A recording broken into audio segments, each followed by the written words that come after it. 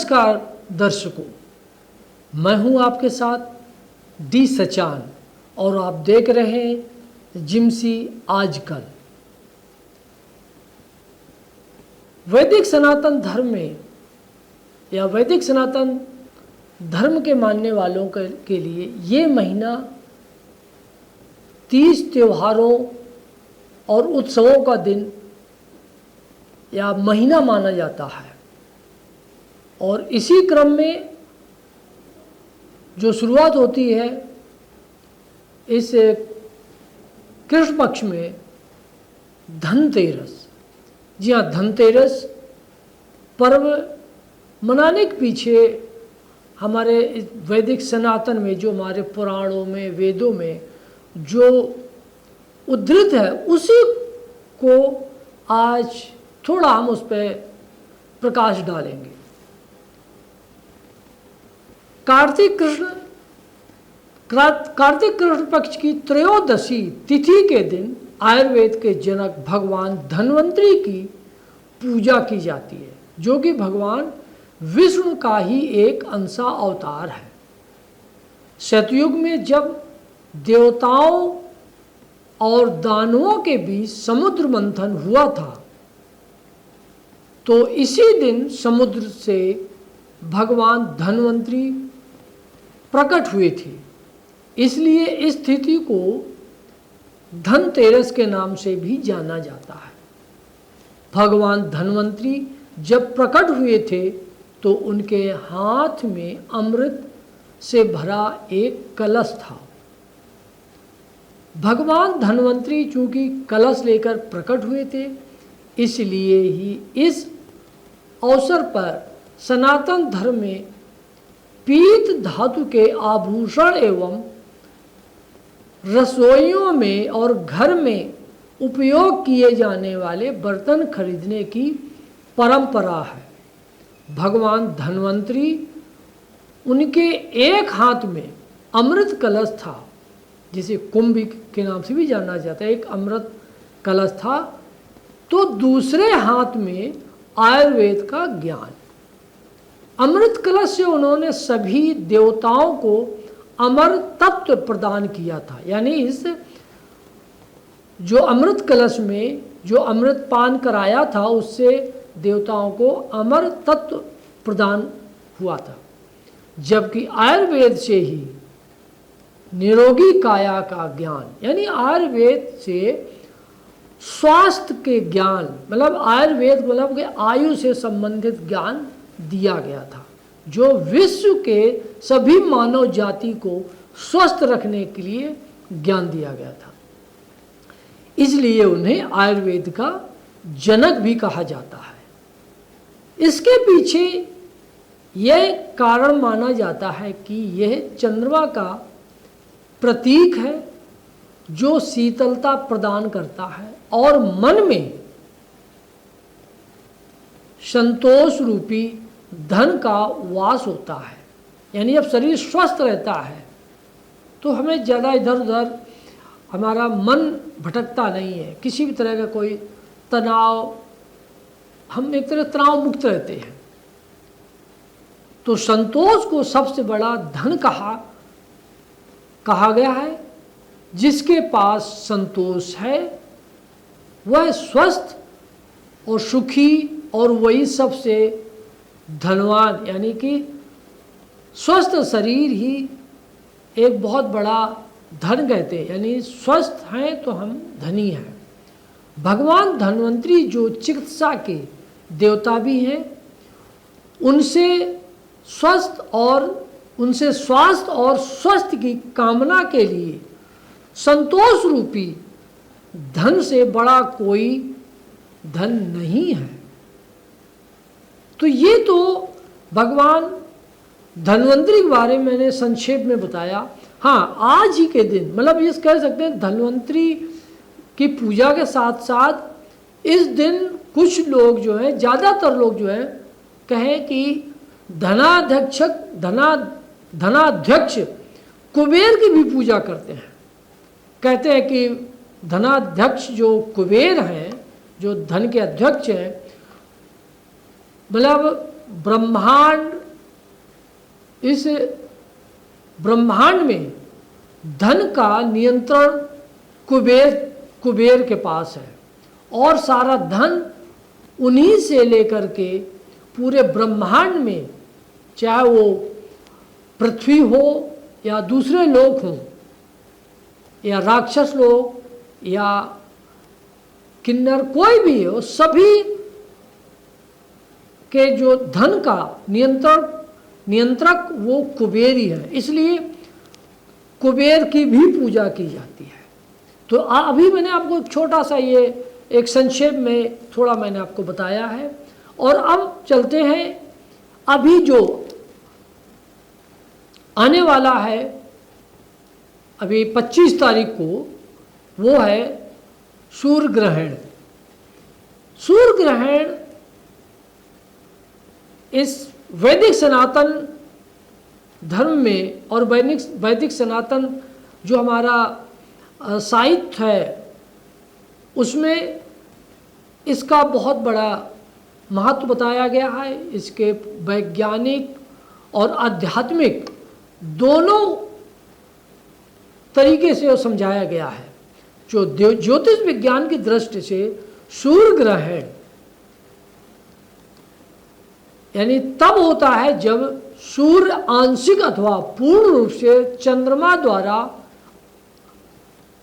व्यवधान यानी बाधित हो जाता है। इस प्रकार के ग्रहण के लिए चंद्रमा का पृथ्वी और सूर्य के बीच में आना आवश्यक होता है।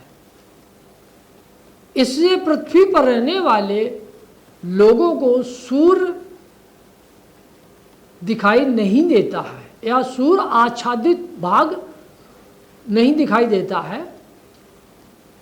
सूर्य ग्रहण एक तरह का ग्रहण है जब चंद्रमा पृथ्वी और सूर्य के मध्य से होकर गुजरता है।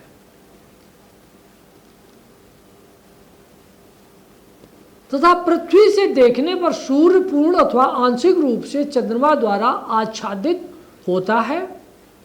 भौतिक विज्ञान की दृष्टि से जब सूर्य व पृथ्वी के बीच में चंद्रमा आ जाता है तो चंद्रमा के पीछे सूर्य का बिंब कुछ समय के लिए ढक जाता है। इस घटना को सूर्य ग्रहण कहा जाता है। पृथ्वी सूरज की परिक्रमा करती है और चंद्रमा पृथ्वी की। कभी कभी चंद्रमा सूरज और धरती के बीच आ जाता है, फिर वह सूरज की कुछ या पूरे प्रकाश को वो रोक लेता है, जिससे पृथ्वी पर अंधेरा आ जाता है। इस घटना को सूर्य ग्रहण के नाम से जाना जाता है। ये घटना सदा सर्वदा अमावस्या को ही होती है। और इसके अब बता दें इसके प्रकार, सूर्य ग्रहण के प्रकार कितने होते हैं। चंद्रमा द्वारा सूर्य के बिंब के पूरे या कम भाग को ढके जाने की वजह से सूर्य ग्रहण के जो 3 प्रकार होते हैं, जिन्हें पूर्ण सूर्य ग्रहण, आंशिक सूर्य ग्रहण व वलयाकार सूर्य ग्रहण कहते हैं। पूर्ण सूर्य ग्रहण अभी कुछ दिन पहले भारत पूर्ण सूर्य ग्रहण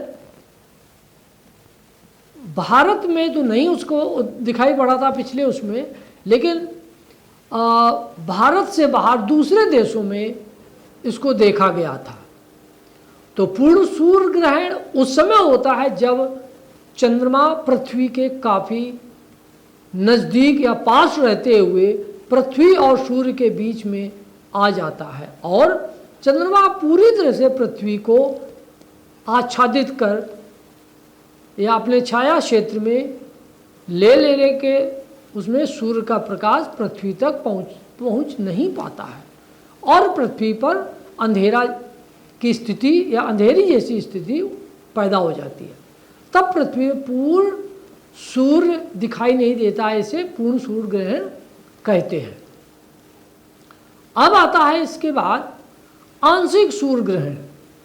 आंशिक सूर्य ग्रहण में जब चंद्रमा सूर्य व पृथ्वी के बीच में इस प्रकार आए कि सूर्य का कुछ ही भाग पृथ्वी से दिखाई नहीं देता है, अर्थात चंद्रमा सूर्य के केवल कुछ भाग को ही अपनी छाया में ले लेता है या उसे कुछ ही उसमें आच्छादित करता है। उससे सूर्य का कुछ भाग ग्रास में तथा कुछ भाग ग्रहण से अप्रभावित रहता है, तो पृथ्वी के उस भाग विशेष में लगा ग्रहण आंशिक सूर्य ग्रहण जाना जाता है। अब आता है वलयाकार सूर्य ग्रहण।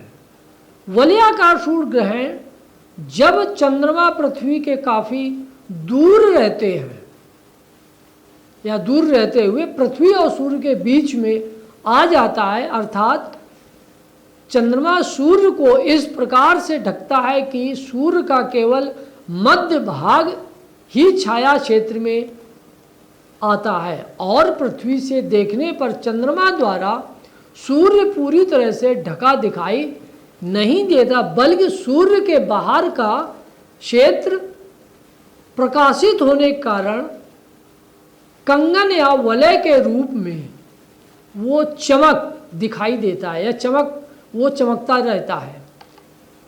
कंगन आकार के बने सूर्य ग्रहण को ही वलयाकार सूर्य ग्रहण कहलाता है। वेदों में सूर्य ग्रहण ऋषि मुनियों को ग्रह नक्षत्रों की इस घटना का ज्ञान बहुत पहले से ही हो जाता है। महर्षि अत्रि ग्रहण के ज्ञान को देने वाले वो प्रथम आचार्य माने गए हैं। ऋग्वेद के एक मंत्र में ये चमत्कारी वर्णन मिलता है। हे सूर्य, असुर राहु ने आप पर आक्रमण कर अंधकार से आपको विद्ध कर दिया। उससे मनुष्य आपके रूप को पूर्ण रूप से दिखाई या देख नहीं पाए और हतप्रद हो गए। तब महर्षि अत्रि ने अपने अर्जित ज्ञान की सामर्थ्य से छाया का दूरीकरण कर सूर्य का उद्धार किया। पुराणों में सूर्य ग्रहण, मत्स्य पुराण के अनुसार सूर्य ग्रहण का संबंध राहु केतु और उनके द्वारा अमृत पाने की कथा ये है। एक बार स्वरभानु नाम का राक्षस अमृत पीने की लालसा के में रूप बदलकर सूर्य और चंद्रमा के बीच बैठ गया, लेकिन भगवान विष्णु ने उसे पहचान लिया। लेकिन तब तक स्वरभानु अमृत पी चुका था और अमृत उसके गले तक आ गया था। तभी भगवान विष्णु ने अपने सुदर्शन से राक्षस का सिर धड़ से अलग कर दिया, लेकिन यह राक्षस अमृत पी चुका था, इसलिए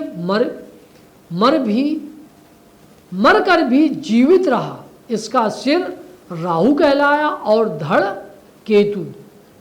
कथा के अनुसार उस दिन से जब भी सूर्य और चंद्रमा पास आते हैं, राहु केतु के प्रभाव से ग्रहण लग जाता है। महाभारत में सूर्य ग्रहण युद्ध की शुरुआत ग्रहण के समय हुई थी।